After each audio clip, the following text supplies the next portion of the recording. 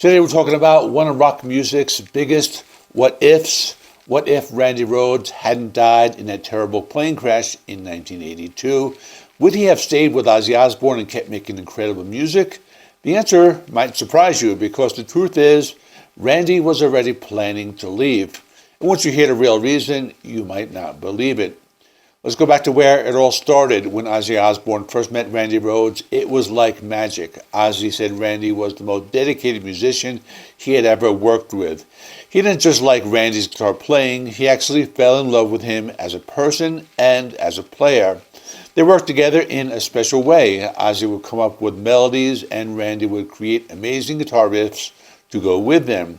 Even though Ozzy didn't know much about music theory, they had one pretty cool rule. Every song on the album had to be in a different key, which is pretty unusual for rock music. So, for example, Blizzard of Oz features a diverse range of keys, such as D minor for Mr. Crowley and F sharp minor for Crazy Train. But here's what made Randy different from everyone else in the band. While the other musicians were hanging out at the bar, drinking and partying, Randy wasn't in his room practicing all day, every day.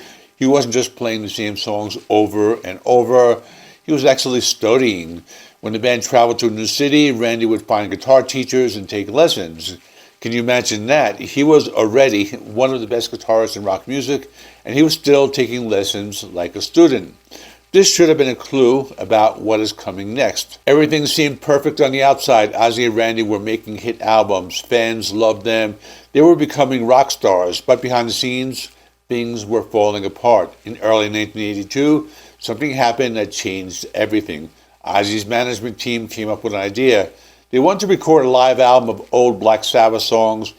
These were songs that they had already done before. Randy hated this idea, and so did drummer Tommy Aldridge. They both refused to do it at first. Why? Because they had worked so hard to build something new with Ozzy. They had created their own music, their own sound, their own identity. Going back to play Black Sabbath covers felt like they were moving backwards instead of forward. It was like being asked to repeat in 6th grade after you'd already made it to high school. But the management didn't care what Randy thought, and this made Ozzy furious, and he was really mad. And here's where the story gets really dark. When Randy refused to record the Black Sabbath album, Ozzy went into a rage.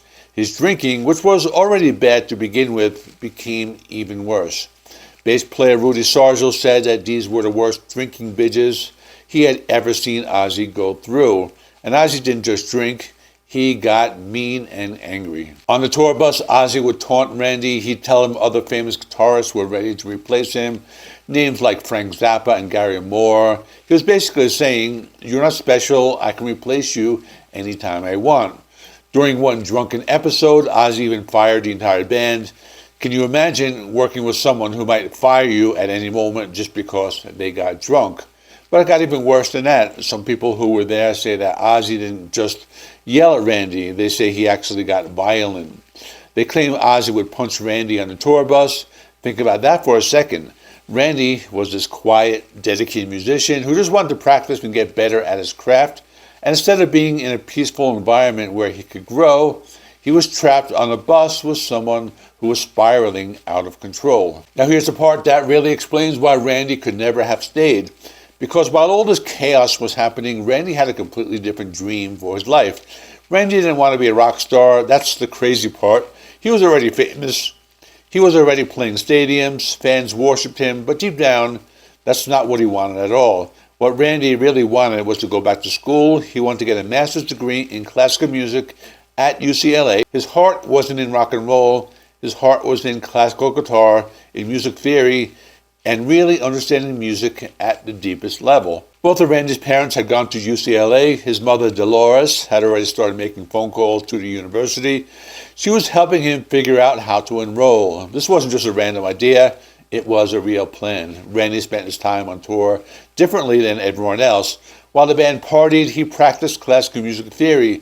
In every city they visited, he'd find classical guitar teachers and take lessons.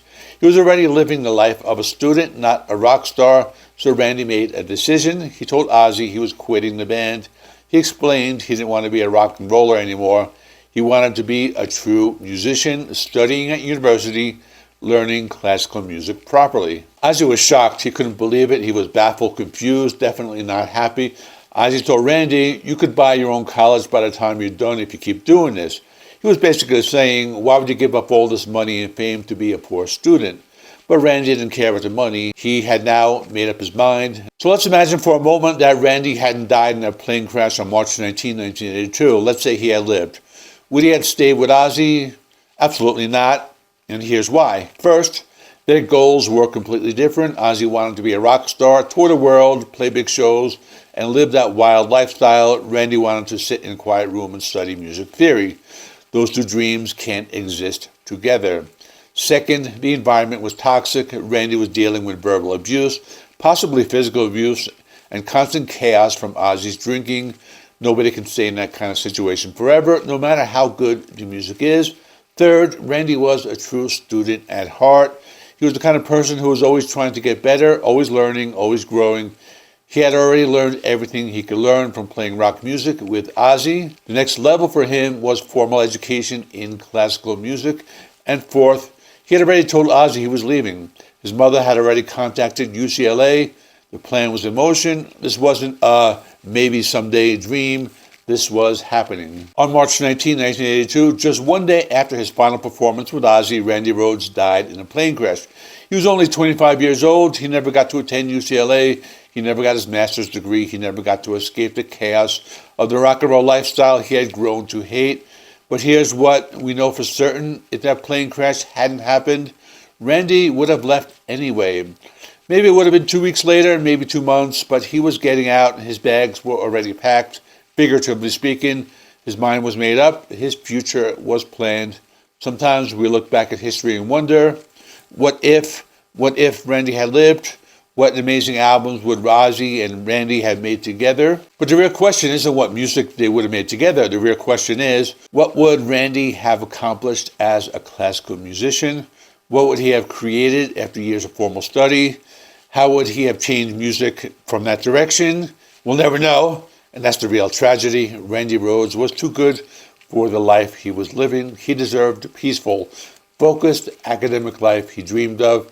He deserved to be surrounded by teachers and students who loved music as much as he did, not by the chaos and violence on a tour bus. So no, Randy Rhoads would have never stayed with Ozzy Osbourne. His destiny was somewhere else entirely, somewhere quieter, somewhere better. And thanks for watching. If you enjoyed this video, hit the like button, subscribe for more rock history stories. Check out another video which tells the basic story of Randy Rhoads. It doesn't really go deep into this story. I wanted to do a follow-up because somebody commented on this video here just saying that the story went deeper. So that's why I wanted to make this video. And like, subscribe, all that stuff. And I will see you in the next one.